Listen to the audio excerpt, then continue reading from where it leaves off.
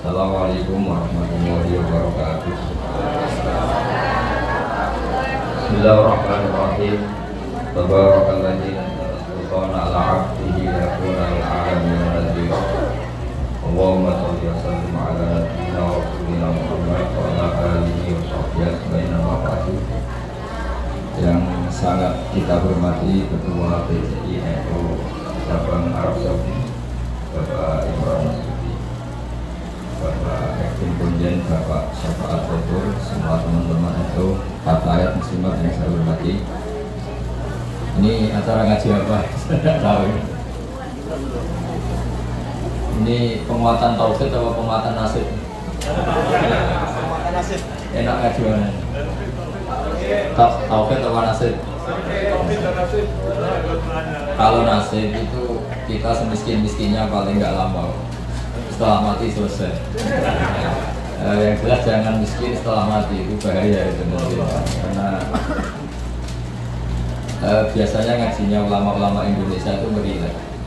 Kenapa rilek? Karena hampir semua ulama, baik ulama ahli sunnah maupun yang lain, berpendapat al-uqul muttaratun ila qabulil haq. Yang namanya akal itu terpaksa menerima kebenaran.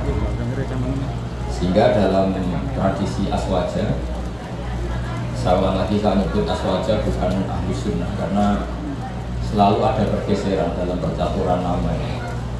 Dulu yang namanya ahli sunnah itu ya ahli sunnah, sekarang kalau kontra Syiah pasti namanya apa? Sunni. Meskipun di internal Sunni ada yang percaya wasilah, ada yang mengharamkan wasilah. Tapi saya tidak mau mendiskusikan itu. Saya mau cerita bapak-bapak, ibu-ibu, mbak-mbak yang saya cintai, yang saya hormati. Kebenaran itu sesuatu yang absolut. Karena absolut, maka akal ini pasti menerima. Saya beri contoh yang ringan-ringan saja. Misalnya kita akan bilang bahwa baju saya ini putih, baju saya ini hitam. Karena itu satu keniscayaan, maka kita tidak perlu memaksa orang untuk mengatakan baju ini hitam, baju ini putih. Begitu juga keniscayaan kalau Tuhan itu harus zat yang qadim. Ya ini relax saja. Kenapa kita katakan qadim? Karena kita punya rumus alam raya ini diciptakan. Di mana-mana pencipta pasti wujudnya sebelum yang diciptakan. Sehingga kita dengan santai menerangkan ke anak-anak Allah itu qadim, hidam. Karena yang diciptakan ini sesuatu yang nyata, seperti langit bumi ini nyata. Nyata itu ya nyata, nyata itu real. Maka penciptanya harus super nyata, yaitu dalam tradisi tauhid kita disebut wajibil wujud. Zat yang pasti eksistensinya wujud. Sehingga kita mulai kecil diajarin alam raya ini diciptakan oleh zat yang wajibil wujud. Sehingga mulai kecil kita dilatih Pak Panjen menghafalkan sifat berapa? 20 Pak Imron ya? Yaitu wujud, hidam, baqa, mukhalafatul lil hawadits. Jadi sebelum negara itu anti sama paham komunis, paham ateis, ulang lagi ya. Sebelum negara membakukan keantiannya menolak paham ateisme, paham komunisme, itu akalnya orang Indonesia itu sudah menolak paham ateisme. Kenapa menolak? Karena di musola-musola, ini Pak Imron juga anaknya Kiai, saya tahu keluarga beliau karena orang Madiun. Saya itu, bapak saya itu juga ada yang orang Sewulan pondok tertua di mana itu? Madiun, masih. Saya ini keluarga Mbak Sambu Lasem. Siapa? Ya, saya ulang lagi ya. Jadi sebelum negara itu anti paham ateisme itu satu paham orang itu anti Tuhan, bahwa alam raya ini tanpa butuh Tuhan. Sebelum negara punya ketetapan MPR menolak ateisme, komunisme, itu akal kita sudah dilatih menolak. Kenapa dilatih menolak? Karena akal kita tidak bisa menerima. Misalnya hadhil maujudat, terus kamu bilang khalaqahal adam, bahwa langit bumi yang wujud ini diciptakan oleh sesuatu yang tidak wujud. Itu akal sehat mana yang bisa menerima konsep itu? Segoblok-gobloknya kita, meskipun kedunian gue real. itu nggak akan terima satu pikiran bahwa alam ini diciptakan oleh ketiadaan. Karena al-adamu la yakhluqu syai'an, yang namanya ketiadaan pasti tidak bisa menciptakan. Yang bisa menciptakan siapa? Ya pasti sesuatu yang wujud. Maka pertama sebelum kita tahu sifatnya Allah yang banyak, yang harus diketahui apa? Sifat wujud. Karena sesuatu yang wujud yaitu alam raya pasti disebabkan oleh yang wujud. Sementara paham ateis mengatakan alam ini dimulai dari ketiadaan. Setelah tiada, tahu-tahu ada. Orang dilatih bilang tahu-tahu. Jadi kira-kira kalau ada apa kotoran ayam ini dari mana? Ya tahu-tahu ada. Ada air ya tahu-tahu ada. Kenapa ada jajan? Ya tahu-tahu ada. Itu kan dijak goblok bareng. Maka agama ini tidak boleh jadi penggoblokan, itu tidak boleh. Agama ini di kaum yaqilun, di kaum yatafakkaru, bagi yang mau berpikir, bagi yang punya akal. Nah, dengan tradisi penguatan akidah seperti itu, andai kan negara itu tidak membantu kita anti komunisme, itu akal kita sudah menolak. Akal kita sudah menolak. Tapi alhamdulillah akal sudah menolak, negara juga menolak. Sehingga bangsa Indonesia insya Allah jadi bangsa yang mubarakah, bangsa yang diberkahi. Karena sering ada keselarasan antara keputusan Islam dan keputusan negara. Nah, tapi teori saya begini Pak Punjani, saya pernah ke Korea, pernah ke Thailand, pernah ke Malaysia. Kira-kira di era modern, suatu saat negara ini satu dunia, bukan negara, satu dunia ini menjadi globalis, sudah mengglobal. Dan nanti ideologi, akidah, atau pemikiran itu pasti bebas. Karena dianggap itu hak asasi manusia. Maka saya minta madrasah sini juga yang lain-lain. Nanti pertarungannya adalah pertarungan logika. Karena negara tidak terlalu bisa diharapkan tadi, misalnya negara Uni Soviet kadung komunis, negara Cina kadung komunis, Korea Selatan juga begitu. Beberapa negara Eropa kapitalisme, dan beberapa negara lain sudah memiliki ideologi tertentu. Kalau kita mengandalkan negara, maka pertarungan akal itu tidak pada semestinya. Tapi kalau kita mengandalkan al-barohin wal hujjah, itu adalah logika yang disebut oleh Allah qul falillahil hujjatul balighah. Itu maka Islam itu akan nyaman. Saya beri contoh begini, misalnya kita ngajar di Eropa atau di Amerika, kita bandingkan saja, kamu milih Tuhan yang sebelum ada alam raya ini atau Tuhan yang sudah lahir di bumi. Mesti akal sehat mengatakan milih Tuhan yang ada sebelum langit dan bumi. Karena kalau Tuhan yang lahir di bumi, logikanya sama buminya dulu buminya. Bagaimana dia tahu-tahu jadi Tuhan, lahirnya saja dulu buminya. Jadi kita mensyarahkan bingung. Tuhan lahir di bumi, berarti bumi dituhani oleh Tuhan baru. Itu nggak ketemu secara akal. Sehingga Allah itu sering kalau ingin menafikan itu mentidak Tuhankan yang tidak Tuhan, ya. Menafikan itu mentidak Tuhankan yang tidak Tuhan. Itu Allah dengan cara sederhana itu mudah. Jadi dulu yang namanya Jubair bin Mut'im itu adalah mediator kafir Quraisy yang disuruh membebaskan Asra Badrin, tawanan perang-perang apa? Karena dia orang cerdas, dia jadikan mediator untuk nego sama Rasulullah SAW. Ketika nego, kebetulan dia nginep di sana maghrib, Nabi baca surat Wattur wa kitabim mastur fi raqqim mansur wal baitil ma'mur was saqfil marfu. Sampai satu logika tentang Tuhan, yaitu ayat am khuliqu min ghairi syai'in am humul khaliqun. Masa alam raya ini diciptakan tanpa sebab? Syai' itu jadi wa indana syai'u huwal mawjud. Masa alam raya ini yang mewujud, yang punya eksistensi, yang wujudnya nyata, kemudian diciptakan oleh sesuatu yang tidak wujud. Akhirnya Jubair bin Mut'im itu mikir, amhumul khaliqun, atau memang kalau kamu nggak percaya Allah itu nggak ada, apa jangan-jangan mereka kalian semua ini yang menciptakan langit bumi? Makanya dipertanyakan Allah am khalaqus samawati wal ardh. Sampai ada sekian pertanyaan, termasuk Qul ara'aytum ma tad'una min dunillah aruni madza khalaqu minal ardi am lahum syirkun fis samawati. Orang-orang yang kamu tuhankan Lata, Uzza, Hubal, apa ikut berkontribusi saat langit bumi diciptakan? Sehingga pertanyaan-pertanyaan Allah itu menohok. Akhirnya kata Jubair bin Mut'im, Matar Muhammad bin Abdina Sayan, Muhammad tidak meninggalkan akal kita sama sekali. Maksudnya logika tentang Tuhan Lata Uzza itu nggak masuk sama sekali. Karena tadi misalnya makanya dalam Quran ini yang perlu dikuatkan adalah kita. Karena saya bayangkan setelah nanti dunia ini global, yang bisa mengawal Islam itu hanya al-barahim wal hujjah, yaitu logika. Karena negara pasti punya sistem, misalnya di luar Indonesia atau di luar Timur Tengah, pasti sistemnya kalau nggak ateisme ya kapitalisme. Maka kata Imam Nawawi, Syekh Nawawi, kebanggaan kita karena beliau orang Banten tapi hidup di Mekah sampai bergelar Sayyidul Ulama'il Hijaz. Itu setiap menafsirkan fa'inna hisbawahi humul ghalibun, sampai lihat di semua ayat yang di situ diterangkan pasti logika Islam itu menang. Itu diterangkan kata beliau bil hujjat wal barahih amma bisaulah falah. Kemenangan Islam itu pasti dengan argumentasi ilmiah. Kalau soal kekuasaan itu tidak mesti. Kita tahu Rasulullah pernah kalah di perang Uhud, dan itu Allah dengan enteng ya, dengan santai ngendikan batilkal ayam nudawiluha bainan nas.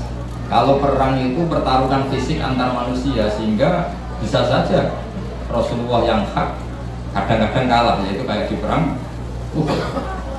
Tapi Rasulullah sebagai pembawa kebenaran, yaitu yang sesuai dengan akal sehat, itu ayatnya ja'al haqqu wa zahaqal batil innal batila kana zahuqa. Jadi misalnya begini, tak beri contoh. Zaid sama Umar misalnya. Kata Umar 1 tambah 1 itu 2. Kata Zaid 3. Mungkin dalam pertarungan yang bilang 2 itu kalah, mati. Tapi dalam logika 1 tambah 1 2 itu akan menang selamanya lama, karena 1 tambah 1 3 itu batil atau yang mukhal. Fir'aun bisa jadi Tuhan saat dia kuasa. Musa terdesak karena dia seorang raja. Semua orang Mesir dipaksa menuhankan Fir'aun. Fir'aun bisa menang. Buktinya beberapa orang yang tidak mengakui Fir'aun Tuhan mati terbunuh. Berarti Fir'aun menang sebagai raja, tapi tidak akan menang sebagai logika. Karena logika manapun menolak ketuhanan.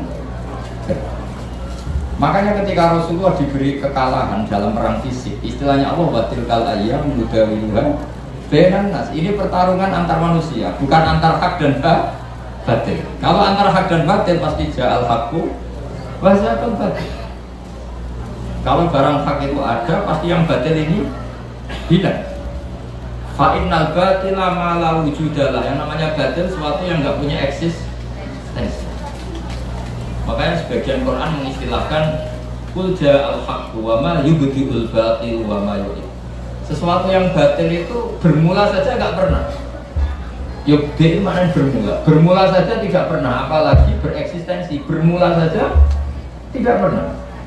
Pernah nggak 1 ditambah 1 jadi 7? Kan enggak kan? Bermula saja enggak, apalagi mempertahankan apa? Eksistensi. Jadi kira-kira Fir'aun ya tidak pernah Tuhan, Namrud ya tidak pernah Tuhan. Begitu juga yang dipertuhankan selain Allah, selamanya nggak pernah sebagai Tuhan. Karena apa? Yang dikatakan Tuhan adalah zat yang paling punya pengaruh pada alam raya ini. Tentu harus bersifat qadim. Nah sementara Fir'aun ada tanggal lahirnya, Tuhan-Tuhan yang lain juga ada tanggal lahirnya, bahkan ada tahunnya 2000 berapa. So, kalau alam raya umurnya 5.000 tahun saja dia bingung Tuhannya, karena dulu alamnya. Sehingga ketika Fir'aun merasa sebagai Tuhan, itu cara mengalahkan Musa itu tidak dengan kekuasaan, tapi dengan argumen. Yaitu ketika Fir'aun tanya Musa, lalu kalau kamu punya Tuhan yang lain, Tuhan kamu siapa? Kata Musa, yang menuhani langit bumi, Rabbus samawati wal ardh. Fir'aun masih bisa ngeles. Kata Fir'aun, saya sering jalan-jalan yang dituhankan orang itu saya. Makanya kata Fir'aun, ma'alim tulakum min ilahin ghairi. Setahu saya yang dituhankan itu saya. Soal kemungkinan Tuhan Musa ada di langit, terus dia manggil Haman itu arsitektur handal. Ya Hamanul nili soha wa ali ablugul asbab samawati Faat tolia ila ini. Namun bikinkan satu piramida yang tinggi supaya saya bisa melihat Tuhannya Fir'aun. Tuhannya siapa? Musa. Andai kan adu argumentasi ini nunggu piramida jadi, maka karena setelah dilihat pun Tuhan tidak akan pernah kelihatan. Maka Musa agak mau, kalau pakai logika itu Musa pasti kalah. Tapi Musa sederhana yang Fir'aun itu terperanjat dan menjadikan orang sekeliling Fir'aun menjadi mukmin, yaitu dengan logika roh hukum baroh yang menuhani nenek moyang kamu. Itu kaget Fir'aun. Orang-orang juga langsung jadi mukmin ya, meskipun yakdumu imana, menyembunyikan apa? Karena logikanya kalau Fir'aun Tuhan berarti buyutnya nama Tuhan. Kan zaman buyutnya Tuhannya belum lahir. Berarti ini ada makhlukun ya tetap jamu khalifah, ada makhluk mendahului Tuhan. Sehingga orang-orang terus mikir, Fir'aun bergerak tenang, pengiran dibah di buyut. Kalau dibah di buyut berarti buyutnya tanpa pangeran, karena pangerannya datang terlambat. Ya kan, Fir'aun kan punya bin. Terus sementara dia yang Tuhan, bapaknya enggak Tuhan, bapaknya enggak Tuhan, buyut-buyutnya. Berarti Tuhan, anak cucu tidak Tuhan. Logika itu tidak masuk. Maka kita mulai kecil di musola-musola diajarkan wujud, idam, gampang saja. Alam raya ini kadung wujud. Kalau kadung wujud, tidak boleh kita punya rumus ini alam yang wujud diciptakan oleh yang tidak wujud. Itu bu akal paling nggak waras pun, ini gimana? Suatu yang tidak wujud berperan pada yang wujud, mesti nggak masuk akal. Makanya kata Ibnu Hajar al-Asqalani penyarah kitab Bukhari, yaitu disebut kitab Fathul Bari Bisyarhil, akan menemukan manisnya iman. Itu kata saya Ibnu Hajar al-Asqalani, ngendikannya begini. Wa hadza huwa al-musamma bil iltidat al-aqli. Saya masih ingat. Ini yang dinamakan kenyamanan secara berpikir. Jadi halawatul iman menurut beliau adalah orang yang sampai ke rutbatul iman, ke derajat iman karena kekuatan berpikir. Misalnya begini, kamu bisa tidur gak kira-kira kalau dipaksa oleh satu ideologi, kamu jadi Tuhan tuh Fir'aun. Dia lahir di bumi, punya bapak, bapaknya enggak Tuhan. Yang mulai Tuhan enggak Fir'aun itu. Karena dia Tuhan, maka dia pencipta bangganya. Padahal dia datang terlambat. Itu otak kamu paksa terima itu tidak bisa terima. Karena aneh, Tuhan kok datang terlambat. Fir'aun itu Tuhan, tapi lahirnya sama wujudnya dulu bumi yang dituhani. Mesti kamu kan bagi loh, bodoh-bodoh pengiran atau bumi ini tidak Fir'aun ini. Nah, beda dengan akidah Islam. Akidah Islam itu yang membuat kita bisa tidur nyaman, merasakan halawatul iman, karena alam raya ini diciptakan oleh zat yang lebih dulu ketimbang alam raya ini. Zat ini karena pencipta bersifat super, terus oleh ulama disebut wajibil wujud. Karena pencipta datangnya harus lebih awal timbang yang diciptakan, sehingga zat ini berstatus qadim atau al-awwal. Karena dia pencipta maka dia superior, karena superior tidak terkalahkan, maka zat ini bersifat baqo, wujud tidak. Karena zat ini super maka nggak boleh ada kembarannya. Pak Imron aja nggak mau ditandingi apalagi Tuhan. Karena Tuhan itu super, kalau super nggak boleh lasari, kalau harus nggak ada kembarannya, nggak boleh ada dua matahari kembar, apalagi ini Tuhan, maka bersifat mukhalafatul. Karena wujudnya Tuhan sebelum ada yang lain, maka dia harus nggak butuh orang lain. Dan nggak butuh orang lain disebut qiyamuhu binafsi. Dia harus bisa menjaga eksistensinya sendiri. Nah, sifat-sifat Tuhan seperti itu kita terima itu nyaman. Nyaman sekali, yaitu aturannya jadi Tuhan harus seperti itu. Wong Tuhan kok kalau makan pecel murus, itu kan bingung. Misalnya Fir'aun kira-kira kebanyakan pecel Madiun, daerahnya Pak Imran itu yang murus. Kalau mules diobati, kalau diobati terus sembuh. Wah, tadi Tuhan lemes, sekarang sudah sembuh. Bingung kan kita punya Tuhan seperti itu? Bingung nggak kira-kira kalau ya? Kalau ada orang masalah, jangan sekarang punya Tuhan masih tidur. Pusing nggak? Punya Tuhan masih semua masalah di cancel karena Tuhan baru sakit. Kalau HP-nya hilang juga nggak tahu nyari di mana. Kan bingung semua. Bandingkan Tuhan menurut versi Islam. Allahu la ilaha illa huwal hayyul qayyum. Tuhan itu siapa? La ta'khudhuhu sinatu, enggak mungkin tidur, enggak mungkin kantuk. Nah, sifat-sifat seperti itu namanya al-hujjat wal barohin. Kita punya logika yang kelima tentang menemukan Tuhan. Nah, yang seperti ini itu pasti ja'al haq. Jika saya pernah ditanya, saya ini karena ngajar di Jogja, di daerah akademisi.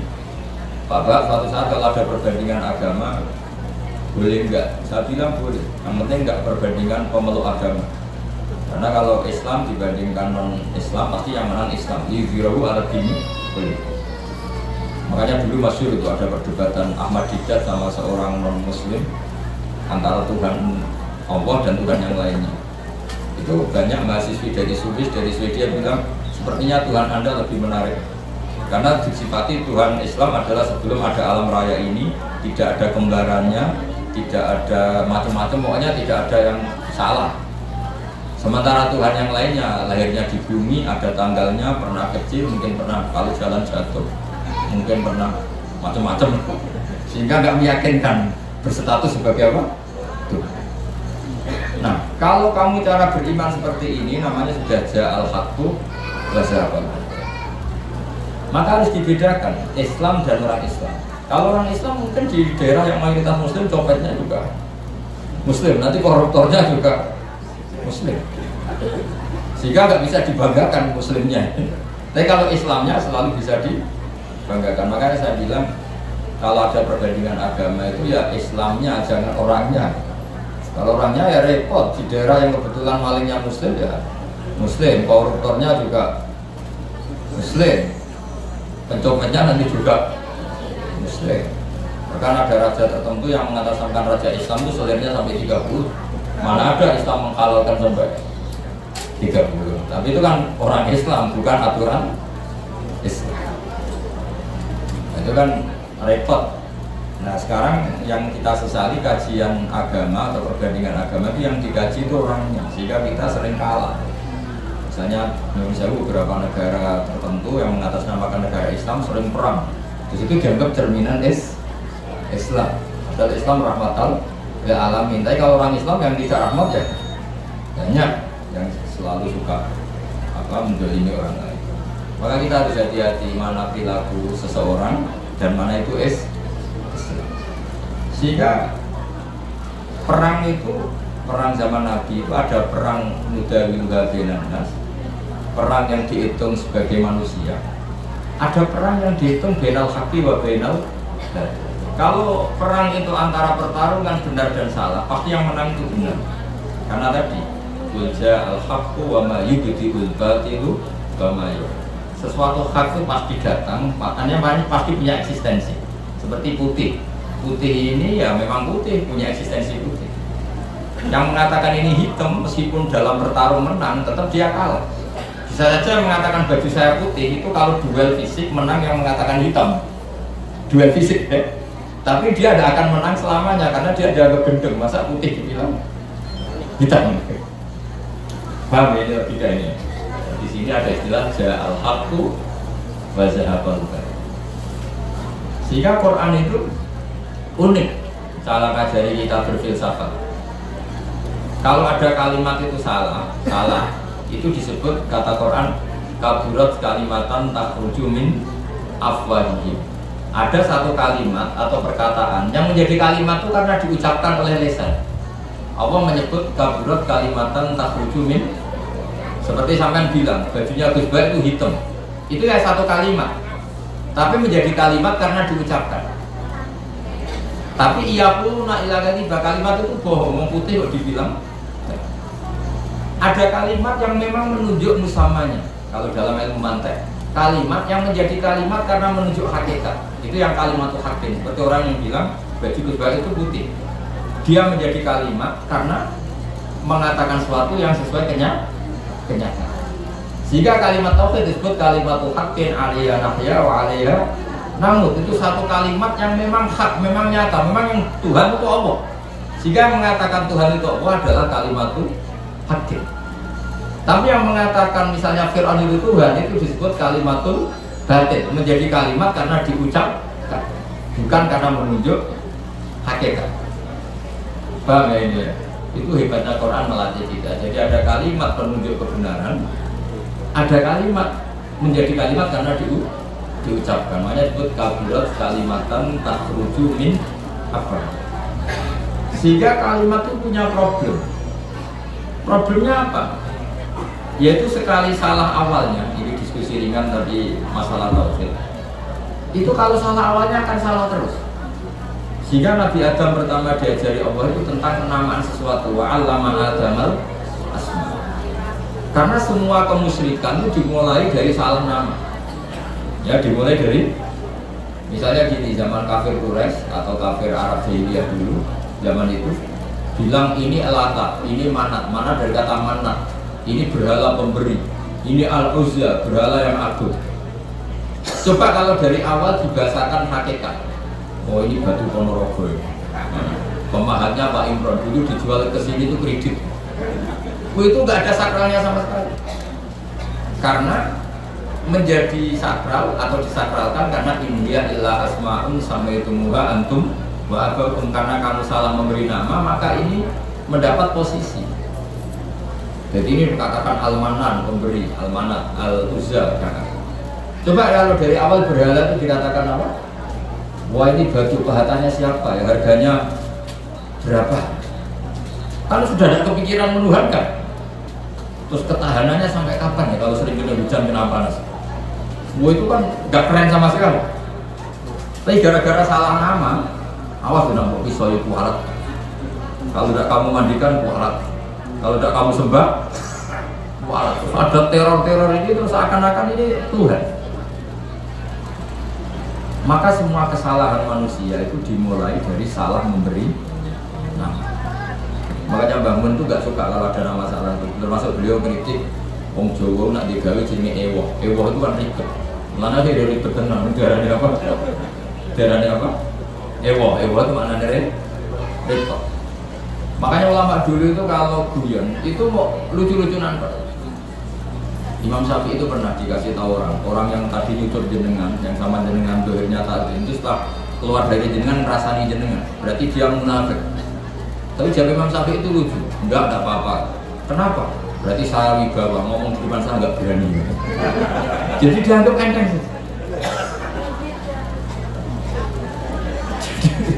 Itu Imam Syafi'i. Diceritain itu sekian orang tetangga kamu itu gak seneng kamu, itu gimana kamu Imam Syafi'i? Baguslah kalau gak seneng saya, kenapa? Oh nak seneng malah utang. Masyhur itu makalah Imam Syafi'i. Waman asa ilaika faqat atlaqaka. Orang yang berburuk sama kamu itu artinya membebaskan kamu. Coba orang yang gak seneng kamu pernah gak pinjam mobil? Gak pernah kan? Utang duit? Gak pernah. Justru yang seneng-seneng itu yang kadang-kadang pinjam. Jadi Imam Syafi'i itu nanggapi dunia itu enteng saja. Karena dia tahu bahasa yang benar itu tahu. Jadi enteng ulama dulu itu kan. Ada seorang ulama dulu dia kaya, temannya banyak, ketika miskin jadi tukang panggul pasar, temannya tidak ada yang main ke situ. Diprovokasi sama temannya, sudah kamu miskin, nggak ada yang dimu, berarti kamu dilupakan teman-teman kamu. Jawabnya, baguslah kalau teman saya lupa saya. Kenapa? Kalau mereka ingat terus melihat saya jadi tukang panggul pasar, betapa malunya saya. Baguslah kalau lupa, jadi miskin saya nggak jadi tontonan. Jadi ulama dulu itu segampang itu. Karena ilmunya banyak, jadi dia melihat fakta itu gampang.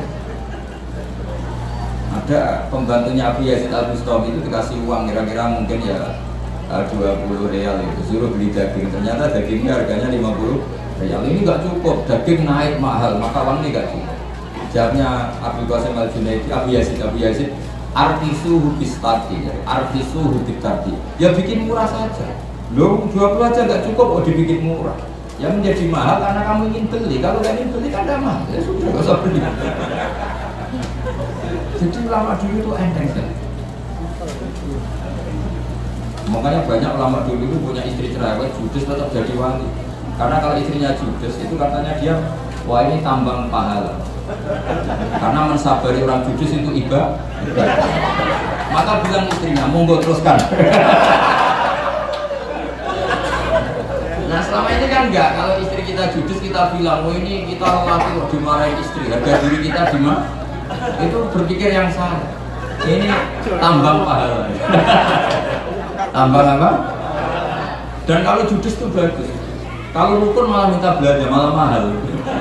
Coba kalau sedang mesra itu mintanya istri apa? Belanja kan? Murah mana? Pas marah sama pas rukun?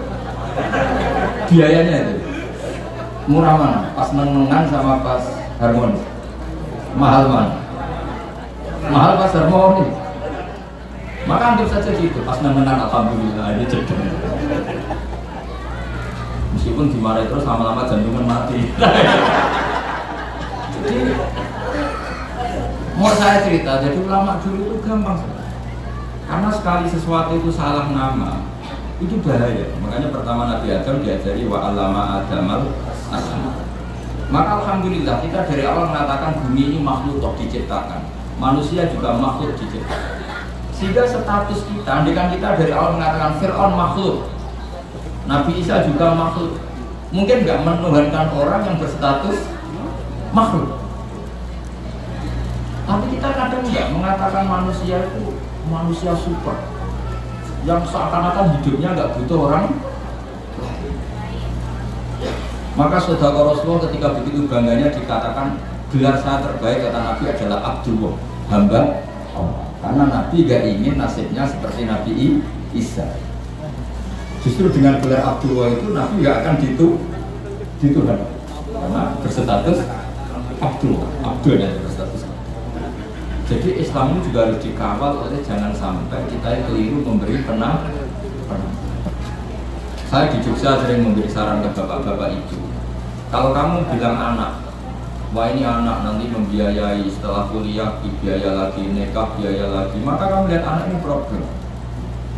Jadi kalau kamu lihat anak ini penerus sujud saya, penerus kebaikan saya, kalau saya sudah mati, tabungan saya adalah di anak.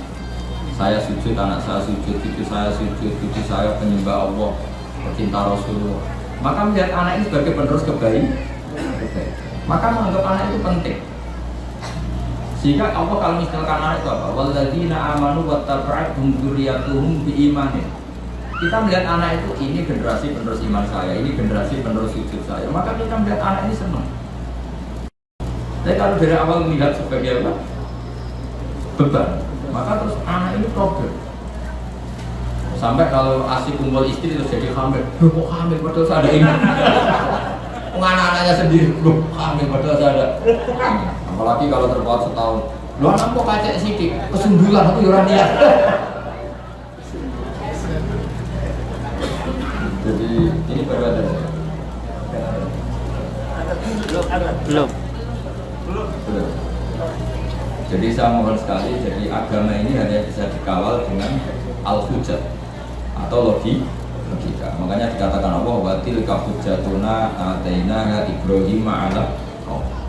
Tapi sekarang banyak orang itu nggak berlatih argumentasi. Sehingga di tradisi Aswaja NU orang harus hafal akidatul awam, harus hafal sifat wajib 20, sifat muhal 20. Terus sifat wajibnya Nabi 4, sifat muhalnya Nabi 4, sifat jaiznya 1. Tanpa itu semua kita tidak bisa ngawal Islam. Karena pertarungan duniawi itu menyudutkan Islam. Misalnya Anda bilang katanya orang Islam itu hidupnya di dunia hasanah, orang Ethiopia kok miskin-miskin, kamu tidak bisa jawab. Tapi kalau kamu membela Islam dengan logika, misalnya mereka menuhankan makhluk yang lahir di bumi, kamu menuhankan zat yang adanya sebelum langit dan bumi. Kira-kira kalau adu argumentasi menang mana? Keabsahan sebagai Tuhan. Tentu lebih logis yang ada sebelum langit dan bumi, yang layak berstatus sebagai Tuhan. Nah itu yang harus mengawal Islam itu. Liqaumi ya'qilun, liqaumi yatafak. Sehingga dulu Nabi itu kalau menerangkan tauhid itu gampang sekali. Saya berkali-kali cerita kalau ngaji, dulu orang kafir jahiliyah itu Tuhannya banyak. Karena problemnya banyak. Sehingga ketika Nabi mengajarkan satu konsep Tuhan satu atau tauhid, itu mereka bilang gini, aja'alal alihata ilaha wahida inna hadza lasyai'un ujab. Masa urusan banyak kok Tuhannya satu, ini aneh. Makanya mereka bilang apa? Aja'alal alihata ilaha wahida. Masa Tuhan yang banyak menjadi satu, ini aneh. Problem kita banyak, kasus kita banyak. Harusnya Tuhannya juga banyak. Terus Nabi secara santai menerangkan, kalau kamu jadi pembantu atau jadi budak, terus punya majikan banyak, perintahnya beda-beda, kamu pusing enggak? Wah ya pusing Muhammad, mendingan majikan satu. Kanjeng Nabi bilang, Inna rabbakum sayyidukum, Tuhan kamu adalah majikan kamu. Kalau Tuhannya banyak, merintahkan semua pusing dong. Ya sudah mak, Tuhannya satu saja. Jadi yang dimaksud daraba wa mathalar rajulan fihi syuraka'u mutasyakisuna wa rajulan salamal lirrajul halastawiyani masalah alhamdulillah. Allah membuat satu perumpamaan, ada orang punya majikan banyak yang perintahnya beda dengan orang yang hanya mengabdi satu majikan. Kira-kira kamu milih mana? Milih yang satu majikan. Terus ketika mereka menuhankan berhala itu, Nabi pilih contoh itu sederhana sekali. Dorobahu masalan abdam mamlukan. Allah memberi satu perumpamaan begini. Nabi itu pidato begini. Andaikan ada budak yang buta, sudah buta tuli, kamu mau nggak tak kasih pembantu yang seperti itu? Wah ya nggak mau Muhammad, pembantu kok malah ngerepotin. Berarti itu nggak sah jadi pembantu, nggak sah. Lalu jadi pembantu saja nggak sah kok jadi Tuhan. Yaitu berhala itu kalau potong tangannya terputus ya dibangun lagi. Kalau kotor dimandikan. Itu kan Tuhan kok repotin. Jadi ada, makanya disebut waktu bahwa masalah rojul ini ahaduma abukam itu nggak bisa ngomong. Layak qadiru ala syai'in, melakukan apa saja nggak bisa. Wa huwa kallun ala maula, adanya hanya merepotkan. Jadi Nabi bikin satu logika. Kamu mau nggak punya pembantu yang buta, yang bisu, yang tidak bisa melakukan apa? Wa huwa kallun ala maula, yang adanya hanya merepotkan. Mereka jawab nggak mau Muhammad. Nah sekarang Tuhan kamu yang kamu sembah itu Lata Uzza, itu kan merepotkan. Kalau kotor kamu mandikan, kalau ada yang potong terputus kamu tata lagi. Itu logika. Sehingga terus orang kafir Mekah itu iman itu dengan logika.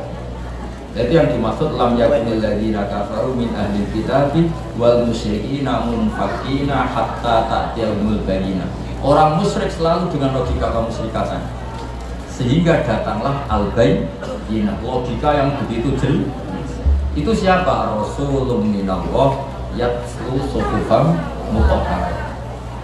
Nah sekarang makanya saya minta sama PCNU, sama lembaga-lembaga aswaja NU, jangan pernah melupakan kajian tauhid, kitab-kitab yang diajarkan guru-guru kita, yaitu misalnya kitab Aqidatul Awam, karena ini yang mengawal Islam.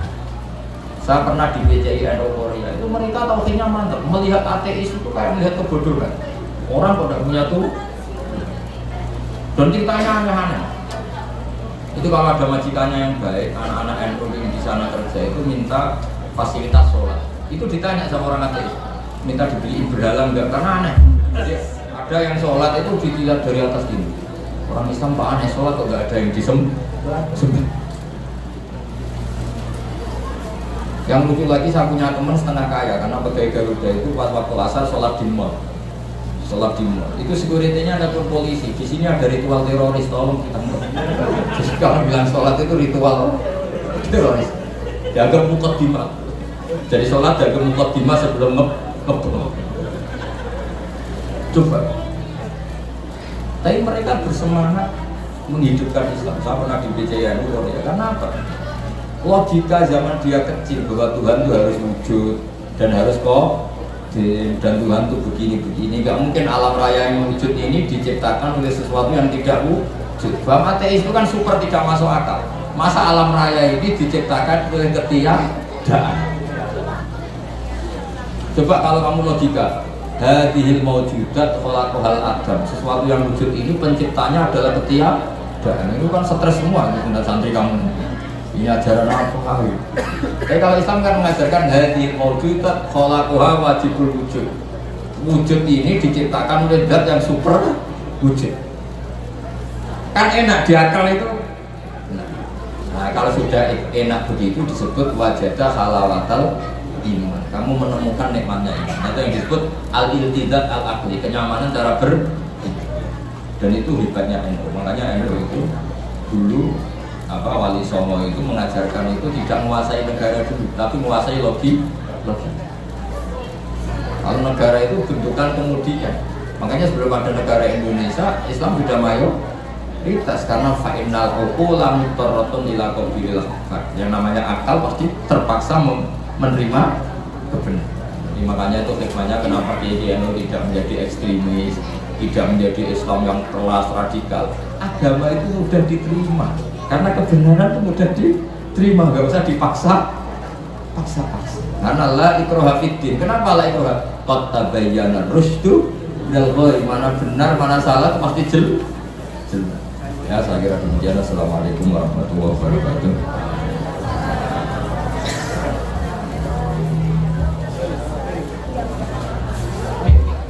Baik.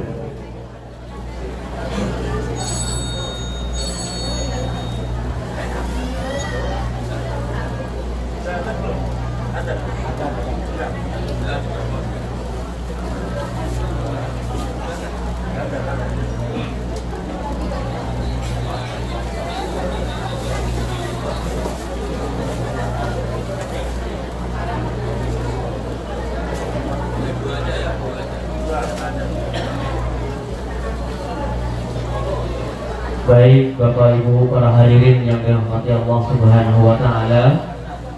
Acara selanjutnya adalah tanya jawab, tetapi beliau hanya kerso dua penanya saja. Satu dari bapak-bapak, satu dari ibu-ibu. Dipersilakan. Itu Bapak yang pertama. Ya, yang ibu-ibunya ada? Kalau tidak ada, kita lempar ke bapak-bapak. Ada? Oh ya, ada.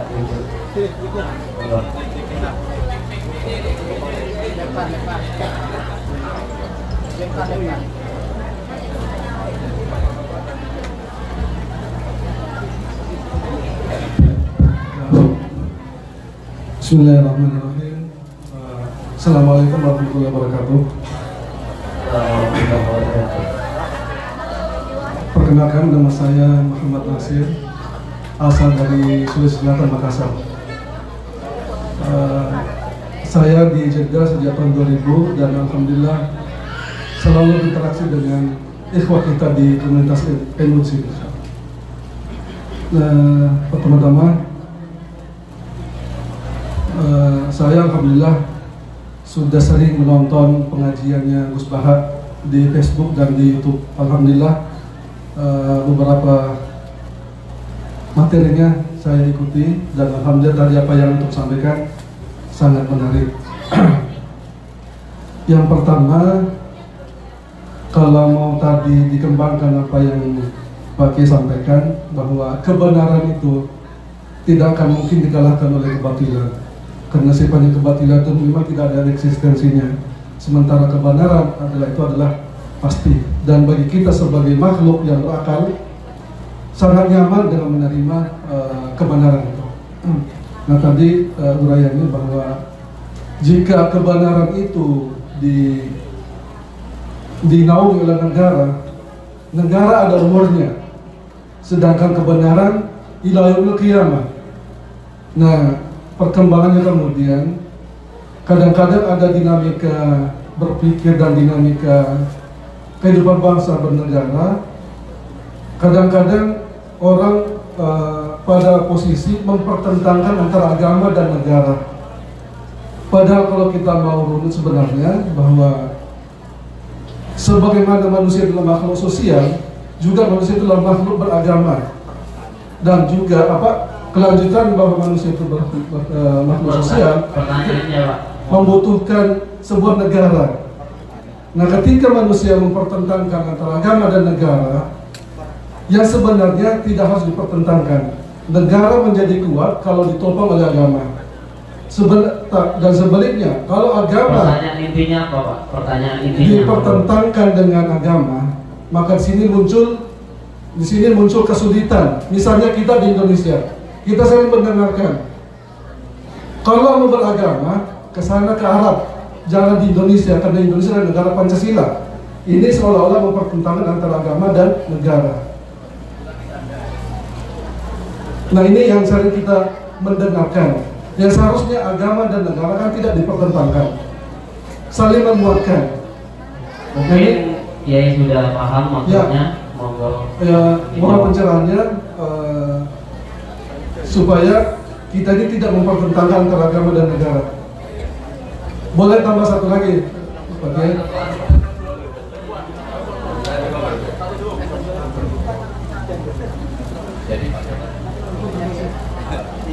Jadi yang dikatakan Mas Muhammad Nasir itu benar sekali. Memang kita tidak perlu menentangkan agama dan negara karena ya memang bukan kebetulan ya memang tradisi kita tidak pernah mempertahankan.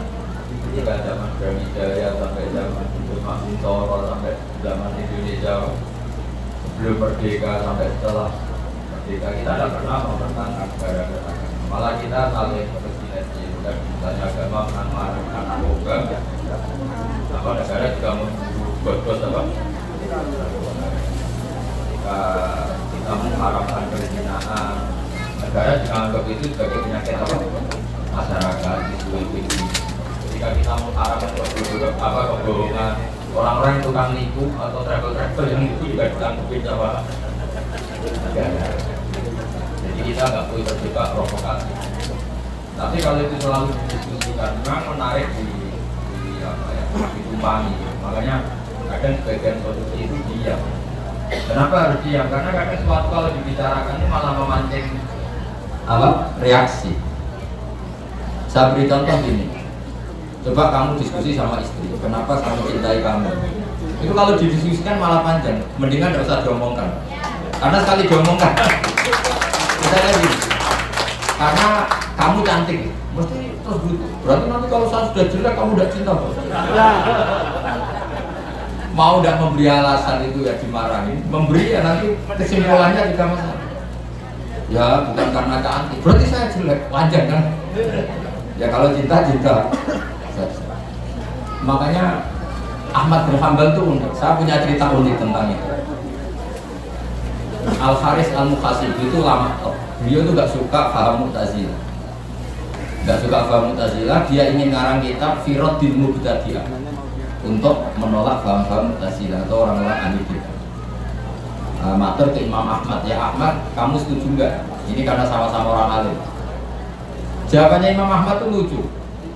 Bukankah sebelum kamu mengerat mereka, menolak pendapat mereka, menceritakan mazhab mereka, jangan-jangan ketika buku itu dibaca, pembaca tertarik logika yang dibangun Mu'tazilah. Ketika Anda mengerat, itu mereka sudah tidak Artinya gini, nggak gampang melawan kebatilan. Coba misalnya, dengan Mak Nasir itu bikin gambar porno, terus kamu tulisi, awas jangan lihat ini. Kira-kira orang ingat tulisan itu apa ingat gambarnya? Gambar. Kira-kira. Gambar. Padahal tulisannya awas jangan lihat ini atau tidak hindari gangguan ini. Tapi orang nggak ingat tulisan kamu, ingat Gambar. Nah, diskusi itu kadang memancing seperti itu. Sebenarnya kita cari sinergi negara dan agama niatnya sebagai sinergi. Tapi ketika didiskusikan, itu ada orang yang ingat jeleknya negara atau reputasi pejabatnya pada agama, atau sebaliknya yang beragama menuntut lebih. Semua hukum hududul Islam harus dilaksanakan. Wah maling itu jangan dipenjara karena hukum Quran harus dipotong atau panjang. Jadi itu resikonya diskusi. Nah tadi, misalnya kamu mencintai anak karena apa? Kalau didiskusikan pasti panjang. Jawaban aku nak tua, anak sing rumah. Oh berarti aku dibuat cadangan tuh kok. Berarti bapak sebenarnya mencintai diri bapak sendiri sampai bikin anak saja supaya kalau tua ada yang rumah. Kira-kira panjang nggak kalau itu? Panjang. Makanya ulama dulu ada tradisi kalau hal-hal yang resiko itu sukut itu nggak usah didiskusikan karena jadi repot. Di sini ada kearifan Al-Quran, la tas'alu an asya intu bedalakum tasuk. Jangan berdiskusi sesuatu yang kalau didiskusikan memancing reaksi. Coba seminar-seminar di Indonesia kalau hubungan negara dan agama pasti geger juga ada yang berakhir baik. Tapi kalau jadi perilaku malah baik. Jadi perilaku itu tahu-tahu kita loyal sambil membenahi loyal dan tetap baik. Karena ini yang dibutuhkan itu perilaku bukan diskusi. Ya kira-kira gitu.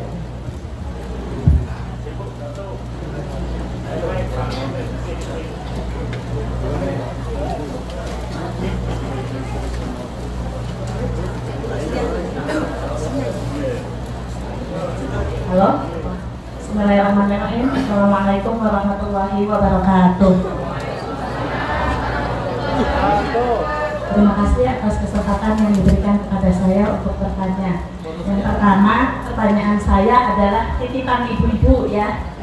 Titipan ibu-ibu katanya begini, boleh nggak nanti ibu-ibu berfoto bersama dengan Gus Bapak?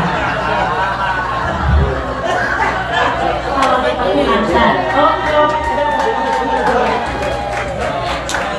itu pertanyaan pertama. Pertanyaan yang keduanya adalah, bolehkah saya meminta Gus Daha menceritakan, karena sebagian besar di sini adalah ibu-ibu, menceritakan tentang seorang perempuan yang sangat cantik yang menggugat Allah dalam surat Al-Mujadalah atau Al-Mujadilah. Terima kasih, sekian saja. Wassalamualaikum warahmatullahi wabarakatuh.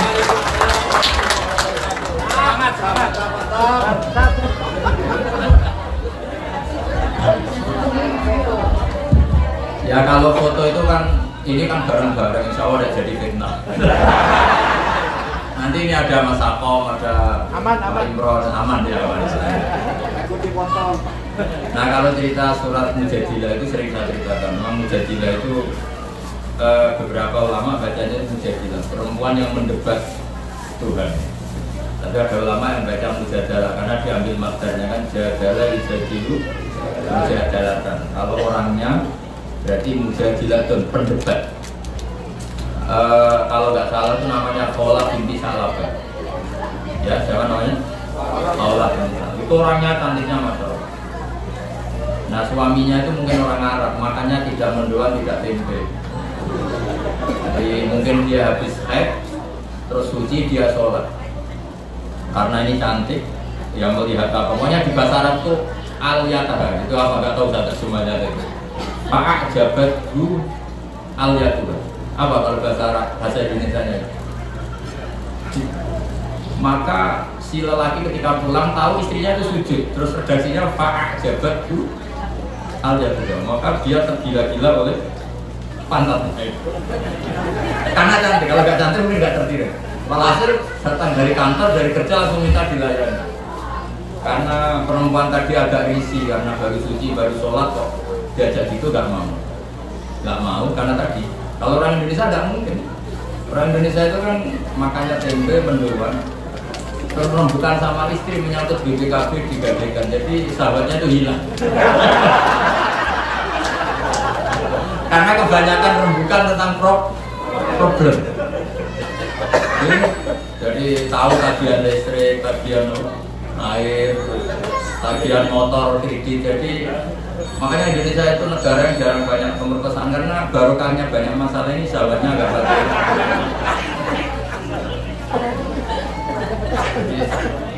Ya itu Pak, sama istri itu kan nggak pati sahabat karena tadi ketemu itu ingat problem. Apalagi tanggal-tanggal bahaya, jadi ketahui bayar kredit itu bawaannya bentrok saja. Makanya banyak merantau betah karena daripada di rumah itu. Sampai istrinya kalau ditanya kangen bapaknya, enggak, kangen uangnya. Terus hasil ini dilihat. Dia itu cerai paling kelima di adat jahiliyah, jadi sudah kayak tolak baik.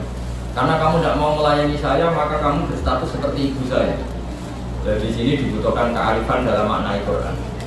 Kalau orang Jawa bilang, dek kamu seperti ibu saya, itu maknanya itu positif. Kamu sayang saya, kamu perhatian sama saya, sehingga kayak ibu.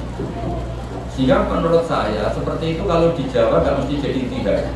Dia itu satu kesalahan kata yang berakibat mirip tolak. Kalau di Arab enggak, kamu sekarang kayak ibu saya, itu maknanya dalam hal haram digauli. Ibu kan haram digauli, maka kalau seperti ibu maknanya haram digauli. Jadi ini perbedaannya kultur Arab sama kultur Indonesia. Kalau orang Arab dulu bilang kayak ibu artinya nggak boleh digauli. Sebagaimana ibu nggak boleh digauli. Tapi kalau orang Jawa bilang seperti ibu itu perhatian, bukan dalam konteks, ya kan, bukan dalam konteks itu. Akhirnya karena dihar itu seperti talak zaman era itu. Saya ulang lagi, dihar itu seperti talak zaman era itu. Suaminya matur, ya Rasulullah saya ngalami gini-gini. Nabi ngendikannya zaman itu aturannya masih ya sudah kamu seperti talak. Maksudnya Nabi ini dilabrak sama Khawlah. Makanya saya berkali-kali bilang jangan pernah berani sama istri. Rasulullah aja dilabrak. Jadi nggak ada sahabat sebanding-bandingnya bantah Nabi. Tapi kalau sahabiah, perempuan sahabat, hukum Allah itu dibuka. Makanya diredaksikan tujuh dibuka. Qad sami'a Allah, sungguh Allah mendengar qaulal lati perkataan perempuan tujuh dibuka yang mendebat kamu. Fi zaujiyah dalam menanggapi ketentuan yang terkait suami. Perempuan ini sangat religius, makanya beliau batas taki ilah. Jadi ketika Nabi bilang kamu haram untuk Aus itu suaminya. Tidak bisa ya Rasulullah, ini hukum tidak benar. Ya sudah ya Rasulullah, kamu mau salah laporkan Allah. Bikin hukum kok begitu katanya. Dia pulang sholat beberapa rakaat minta supaya hukum itu direvisi. Itu batas taki ilah. Terus wawal yasma'u tahawurakum. Allah mendengar dua percecokan itu. Tahawur itu percecokan yang agak nada tinggi itu namanya muhawar. Akhirnya jiwar itu ya. Aisyah itu agak-agak dengar agak-agak dari kamar. Sampai dengar betul ketika Rasulullah menyuruh seorang sahabat panggil Khawlah bahwa hukum tentang dia direvisi Allah dan usulnya dia diterima. Itu luar biasa. Makanya Khawlah ini kemudian sepuh sekali sampai ajis, sampai tua sekali. Itu ngomongnya ya purno ketika protes Rasulullah. Ya Rasulullah, kalau dia dihukumi tolak ini tidak fair. Kata Rasulullah, kenapa tidak fair? Akala sababiyah. Sekarang saya ini sudah tua. Kalau mencerai saya ketika saya masih cantik, masih muda gak apa-apa. Ini saya sudah tua atau dicerai. Saya mau dikawin siapa? Kalau masih cantik gak apa-apa dicerai. Itu juara betul sih perempuan tadi ngomongnya ini. Akala sababi wa nasartu lahu batni. Itu dulu nasartu lahu batni, kalau diterjemah itu gak karu-karuan. Dulu perut saya mulu saya kasihkan dia, cantik saya tak kasihkan dia. Setelah saya agak tua enak saja kamu putuskan sebagai cerai. Agak bener ini hukumnya. Wa innali Allah, dan saya ini punya anak banyak. Indomam tuhum ilayya jauh. Kalau saya merawat pasti kelaparan karena saya ini perempuan. Kalau indomam tuhum ilaihi doa, kalau di rumah bapaknya mesti tersia-sia. Jadi wong lanang mesti cepat katut babulan. Wah Rasulullah itu di demo terus. Dia ngomongnya sampai itu. Wa nasartu lahu batni. Akala sababi wa nasartu lahu batni. Hatta juga akala sababi kata sampai. Era Sayyidina Umar orang ini masih hidup. Pernah mencegat Sayyidina Umar ketika sudah jadi Amirul Mukminin di tengah jalan. Umar tuh dengerin sampai waktu duhur mau habis. Ditanya sama sahabat, ya Umar, kenapa kamu mendengarkan ajuzah, orang yang sangat tua, sampai waktu duhur mau habis? Kata Sayyidina Umar, atadri manit mar'ah, kamu tahu perempuan ini siapa? Iya mar'atun sing sami Allah min fawqis sam'i samawat. Allah aja mendengar dari 7 langit. Apalagi Umar. Kata Umar, perempuan pendemo ini Allah saja mendengar, apalagi Umar.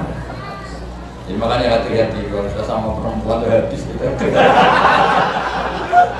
Hukumnya Allah aja bisa direvisi sampai jadi surat Mujadilah. Ini hebat betul. Semoga ini diteruskan oleh istri sampean. Kalau ngamuk sampai tuntas. Itu kata Pak Said, itu kata Pak Azim Muzadi, berapa profesor yang digoblokkan oleh istri. Karena dia kalau ngomong di kampus itu fasenya bukan main, sekali ke rumah dibentak udah ilmunya habis. Habis ilmunya sudah. Kalau Pak Azim Muzadi misalkan berapa kiai yang digoblokkan istrinya. Mungkin Pak Kojen juga sama siapa?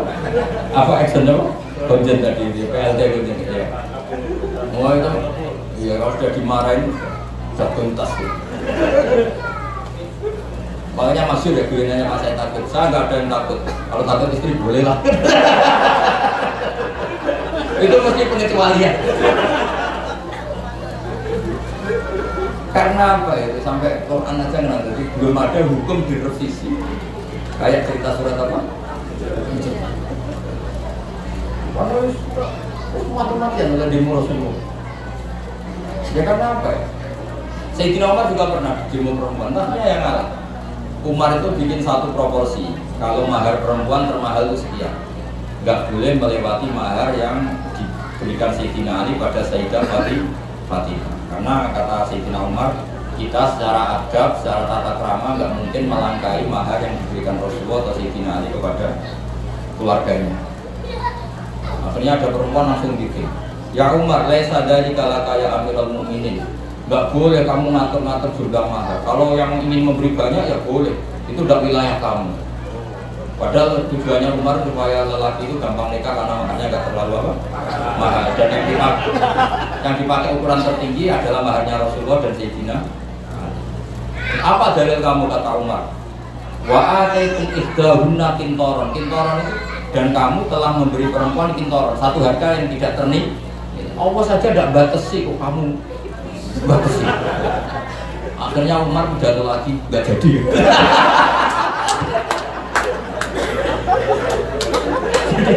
Umar segarang itu. Ya nggak jadi. Ya nanti kalau foto bareng-bareng coba ini sama kiai ini coba tim mata ya. Saya kira dulu. Assalamualaikum warahmatullahi wabarakatuh.